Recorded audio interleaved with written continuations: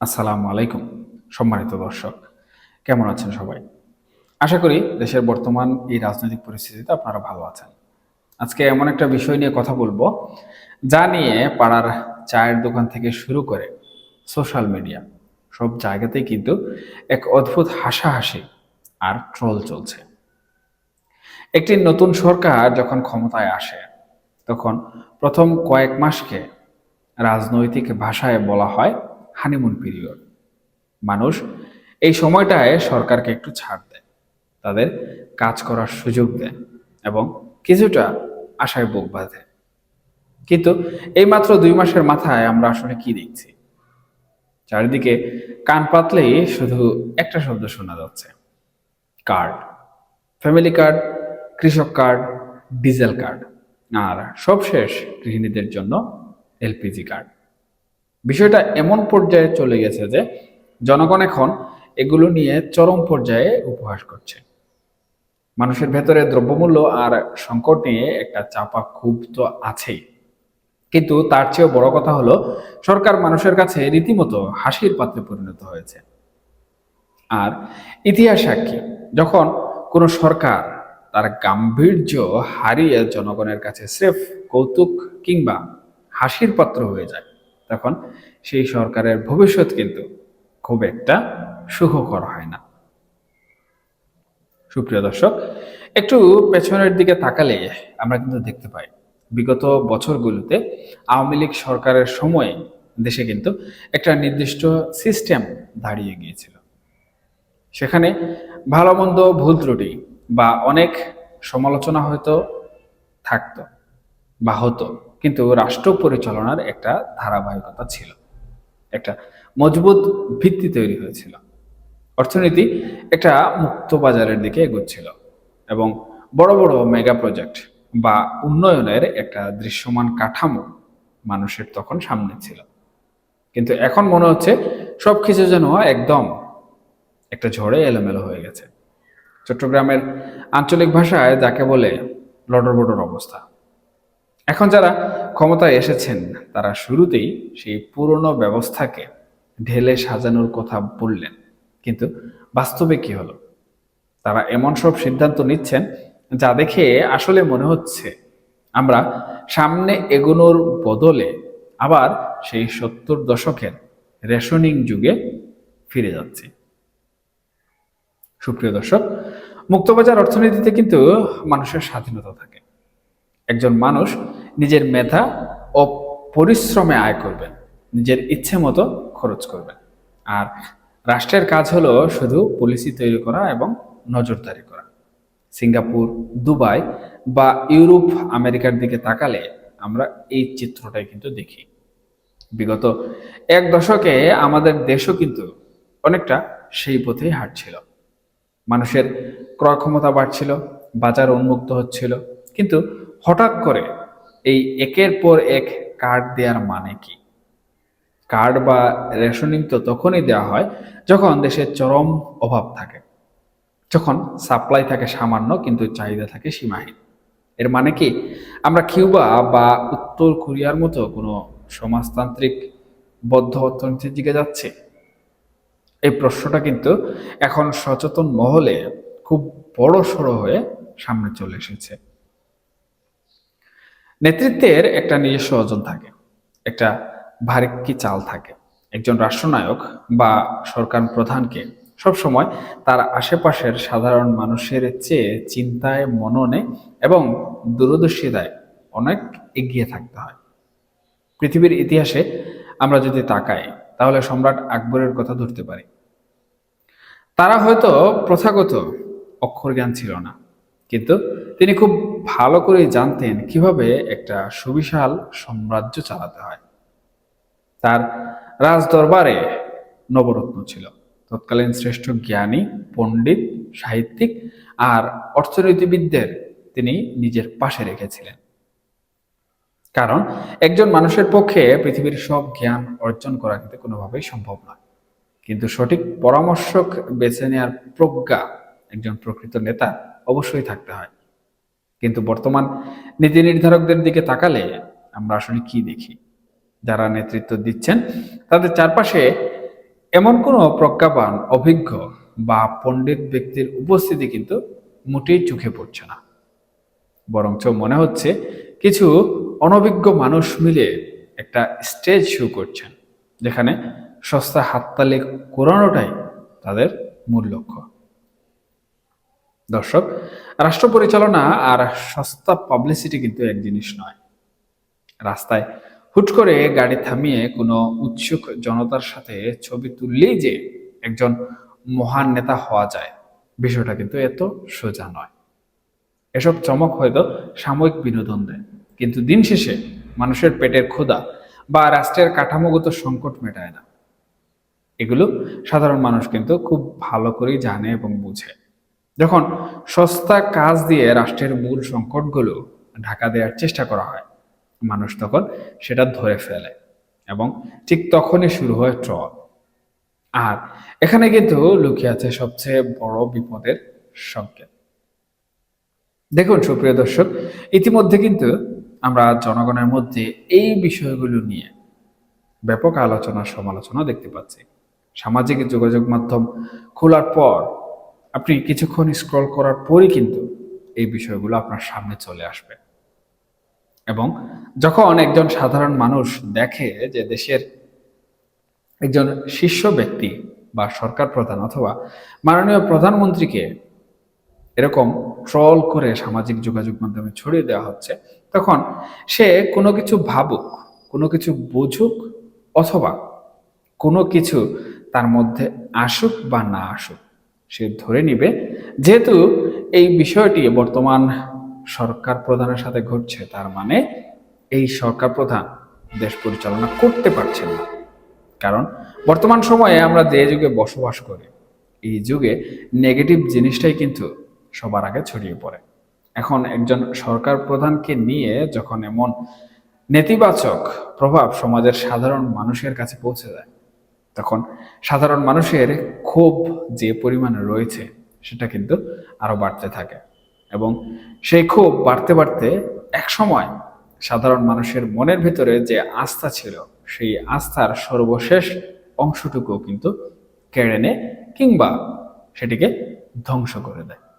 এবং জনগণের মধ্যে যখন সর্বশেষ বিন্দু পরিমাণ আস্থাটুকু ধ্বংস হয়ে যায়, তখন কিন্তু সেই সরকারের ভবিষ্যৎ নিয়ে নানা ধরনের সংকট দেখা দেয়। তবে সেই সংকটটা কিন্তু কোনো ভূ রাজনৈতিক সংকট নয়, সেই সংকটটা দেশের জনগণের মধ্য থেকে ক্ষোভের সংকট। আর দেশের জনগণ কিন্তু এই ক্ষোভ ধারণ এবং লালন করে একটি সরকারকে টেনে হিচড়ে নামাতে পারার যে ক্ষমতা, সেটি কিন্তু তাদের কাছে পুঞ্জীভূত করে রাখে। ধরে নিলাম কোনো আন্দোলনও যদি না হয়, কোনো রাজনৈতিক দল সেই জনগণের ক্ষোভকে কোনোভাবে আগ্নেয়গিরিতে রূপান্তরিত নাও করে, তবুও কিন্তু একটা নির্দিষ্ট মেয়াদ পর পর একটি নির্বাচন হয়। সেই ক্ষোভ ব্যালট বাক্সে জনগণ কিন্তু প্রকাশ করে থাকে। তাহলে আলটিমেটলি সেই ক্ষোভ যখন ব্যালট বাক্সে প্রকাশিত হবে, তখন সেই সরকারের কিন্তু অটোমেটিক্যালি কোনো প্রকার আন্দোলন ছাড়া এমনভাবে পতন ঘটবে, যেই পতন সেই রাজনৈতিক দল কিংবা সেই নেতা বা সেই সরকার প্রধান কখনো কোনোভাবে আশাও করেননি। দর্শক, রাষ্ট্রবিজ্ঞানের অন্যতম গুরু মেকিয়াভেলি তার বিশ্ববিখ্যাত দ্য প্রিন্স বইতে খুব স্পষ্ট করে বলেছেন, একজন শাসকের জন্য সব থেকে ভয়াবহ পরিস্থিতি হলো জনগণের কাছে ঘৃণিত কিংবা উপহাসের পাত্র হওয়া। একজন শাসক কঠোর হতে পারে, মানুষ তাকে ভয় পেতে পারে, আবার ভালো কাজ দিয়ে মানুষ তাকে ভালোবাসতেও পারে, কিন্তু কোনো অবস্থাতেই তাকে নিয়ে যেন কখনো ঠাট্টা তামাশা না হয়। কারণ ভয় বা ভালোবাসার একটা শক্তি আছে, একটা নিয়ন্ত্রণ ক্ষমতাও কিন্তু আছে। তবে উপহাস শাসককে ভেতর থেকে একদম দুর্বল করে দেয়। তার নির্দেশনা আর কোনো মূল্য থাকে না রাষ্ট্রের কাছে। প্রখ্যাত পণ্ডিত চাণক্য তার অর্থশাস্ত্রও কিন্তু এমনটা ইঙ্গিত দিয়েছেন। আজ আমাদের দেশের বর্তমান পরিস্থিতির দিকে তাকালে কিন্তু সেই ভয়াবহ পরিণতিটাই একটা প্রতিচ্ছবি হিসাবে আমাদের সামনে কিন্তু দেখা যাচ্ছে। দেখুন, সরকারের কর্তা ব্যক্তিরা যখন ক্যামেরার সামনে এসে অবলীলায় এই নতুন নতুন কার্ড বিতরণের কথা বলেন, তখন তারা হয়তো আসলে বুঝতেও পারছেন না যে তারা নিজেদের অবস্থানটাকে কতটা হালকা করে ফেলছেন। ডিজেল বা এলপিজির মতো একটা জরুরি খাতকে পুরোপুরি প্রাইভেট সেক্টরের জন্য উন্মুক্ত করে দিলেই কিন্তু এই সংকটের একটা স্থায়ী সমাধান হয়ে যায়।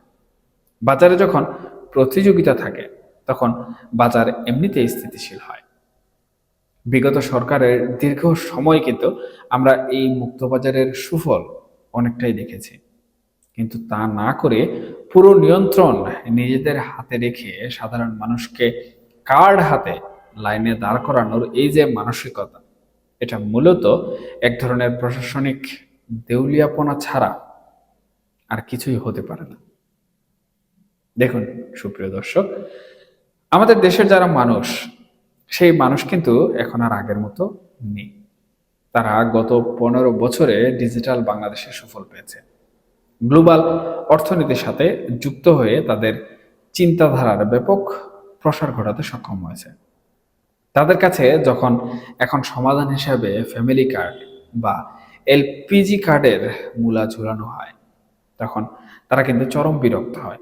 তারা ভাবে, আমরা কি আবার সেই পুরনো যুগে ফিরে যাচ্ছে, যেখানে এক টুকরো টিন, 1 কেজি চিনি বা একটা কম্বলের জন্য দিনের পর দিন লাইন ধরতে হতো। মানুষের এই ক্ষোভটা যখন দেয়ালে পিঠ ঠেকে গিয়ে হাসাহাসি বা ট্রলের মাধ্যমে প্রকাশ পায়, তখন অবশ্যই বুঝতে হবে রাষ্ট্রের ইমিউনি সিস্টেম বা রোগ প্রতিরোধ ক্ষমতা এখানে মারাত্মকভাবে ভেঙে পড়েছে। পরিশেষে একটা কথাই বলতে চাই, সরকার চালানো আসলে কোনো ছেলা খেলা নয় বা এক্সপেরিমেন্ট করার জায়গাও নয়। এখানে আবেগ দিয়ে বা প্রতিদিন নতুন চমক দেখিয়ে খুব বেশি দিন কিন্তু টিকে থাকা যায় না। রাষ্ট্র চালাতে হলে আত্মবিশ্বাস, সুনির্দিষ্ট অর্থনৈতিক রূপরেখা এবং অভিজ্ঞ পরামর্শকদের নিয়ে কাজ করতে হবে। পূর্ববর্তী সরকারের সময়ে যে উন্নয়নের ধারা বা অর্থনৈতিক কাঠামোর একটা বেজলাইন তৈরি হয়েছিল, সেটাকে স্বীকার করে নিয়ে তার উপর ভিত্তি করে সামনে এগুলোই হয়তো সবচেয়ে বড় প্র্যাগম্যাটিক বা বাস্তবসম্মত সিদ্ধান্ত হবে। তা না করে শুধু বিরোধিতার খাতিরে সবকিছু ভেঙে নতুন করে শুরু করার এই যে অদ্ভুত খেয়াল, আর এই কার্ড বিতরণের নামে পুরো জাতিকে ভিক্ষুকের মতো লাইনে দাঁড় করানোর যে চেষ্টা, এটা যদি খুব দ্রুত বন্ধ না হয়, তবে জনগণের এই ট্রল আর উপহাস খুব শিগগিরই একটা ভয়ঙ্কর রাজনৈতিক ভূমিকম্পে রূপ নিতে পারে। কারণ যে নেতৃত্ব তার নিজের গাম্ভীর্য ধরে রাখতে পারে না, ইতিহাস কিন্তু তাকে কখনোই ক্ষমা করে না। এখন মাঠের বাইরে থাকা আওয়ামী লীগ কিন্তু এই বিষয়টি নিয়ে খুব বেশি আস্ফালন করছে এবং তারা আসলে দেশ পরিচালনা করেছে, সুতরাং তারা জানে দেশ বা দেশের মানুষ কোন বিষয়টাকে গ্রহণ করবে এবং কোন বিষয়টাকে ছুঁড়ে ফেলবে। সেই হিসাবে তারা কিন্তু এই ট্রলে সরাসরি অথবা অদৃশ্যভাবে ইন্ধন দিচ্ছে। এখন পাশ থেকে বা সাইড লাইনে বসে একটি বড় রাজনৈতিক দল যখন কোনো একটি বিষয়কে ইন্ধন দেয় বা সেই বিষয়টিকে প্রশমিত করার জন্য জনগণের দোরগোড়ায় আরো ব্যাপকভাবে সেটি পৌঁছে দেওয়ার চেষ্টা করে, তখন জনগণ কিন্তু সেটিকে শুধুমাত্র রাজনৈতিক প্রপাগান্ডা হিসাবে নয়, বরঞ্চ এটিকে বাস্তবিক সত্য হিসাবে গ্রহণ করতে শুরু করে।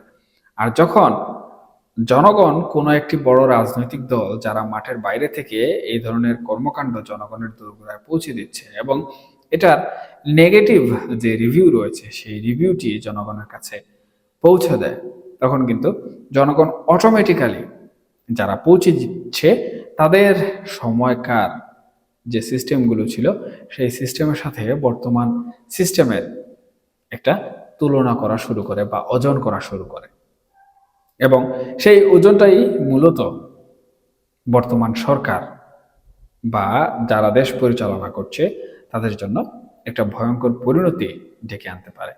কারণ জনগণ যখন দেখে যে পাল্লায় যখন ওজন করা হচ্ছে, তখন সেই পুরাতন সরকার বা সেই শ্রেণীর ওজনটাই বেশি হচ্ছে, যারা এই জনগণের খুবই একসময় এই দেশ ছেড়ে, ক্ষমতা ছেড়ে নির্বাসিত হতে বাধ্য হয়েছিল। তখন কিন্তু জনগণ সেই ভারী পাল্লার দিকেই আবারও ধাবিত হয় এবং তারা বলতে শুরু করে যে আর যাই হোক না কেন, আমরা তখনকার সময়ে অন্তত পক্ষে বর্তমান এই পরিস্থিতির মতো অসহায় ছিলাম না, বা বর্তমান এই পরিস্থিতির মতো আমরা লাইনে দাঁড়িয়ে কোনো রেশনিং সিস্টেমে আমাদেরকে যেতে হয়নি, অথবা আমাদেরকে সেই 70-এর দশকে ফিরে যেতে হয়নি।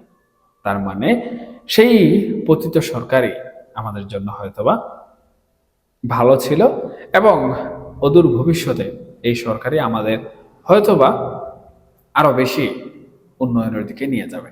আর এই চিন্তাধারা যখন দেশের সাধারণ জনগণের মাথায় ঢুকে যায়, ইনজেকশন হিসাবে বা সুচ হয়ে ফুটে যায়, তখন কিন্তু সেই সাধারণ জনগণ বয়ান ছাড়তে কোনোভাবেই পিছপা হন না। আর যখন জনগণ বয়ান ছাড়তে শুরু করেন, তখনই কিন্তু ক্ষমতাসীন যে সরকার ক্ষমতায় থাকেন, তাদের ক্ষমতার যে মসনদ সেটি কিন্তু নড়বড়ে হতে থাকে।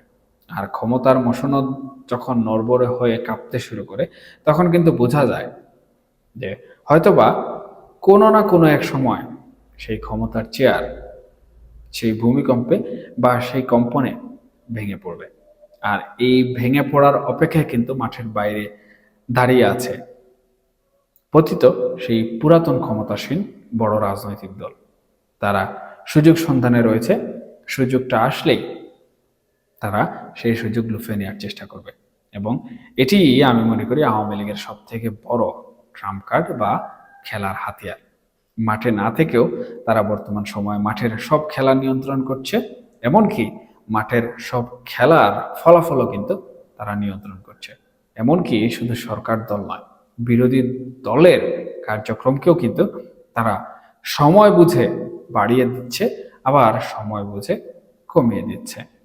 এখন মাঠের বাইরে থাকা কোনো একটি রাজনৈতিক দল যদি দেশের অভ্যন্তরীণ রাজনৈতিক অদৃশ্য নিয়ন্ত্রক হয়ে যায়, তখন কিন্তু দেশের জনগণ সেটা অটোমেটিক্যালি বুঝতে পারে যে এই দেশ কারা চালাতে পারে, বা এই দেশ কাদের কাছে সব থেকে বেশি নিয়ন্ত্রিত। আর এখানেই কিন্তু সেই মূল ফিরে আসার চাবিকাঠি। এখনকার মতো এই পর্যন্তই। এই আলোচনা প্রসঙ্গে আপনাদের যদি কোনো মন্তব্য থেকে থাকে, তাহলে অবশ্যই কমেন্ট বক্সে জানাতে ভুলবেন না, কারণ আপনাদের মন্তব্য থেকে আমি শিক্ষা অর্জন করি। ভালো থাকবেন, সুস্থ থাকবেন, দেখা হবে পরবর্তী কোনো আলোচনায়। আল্লাহ হাফেজ।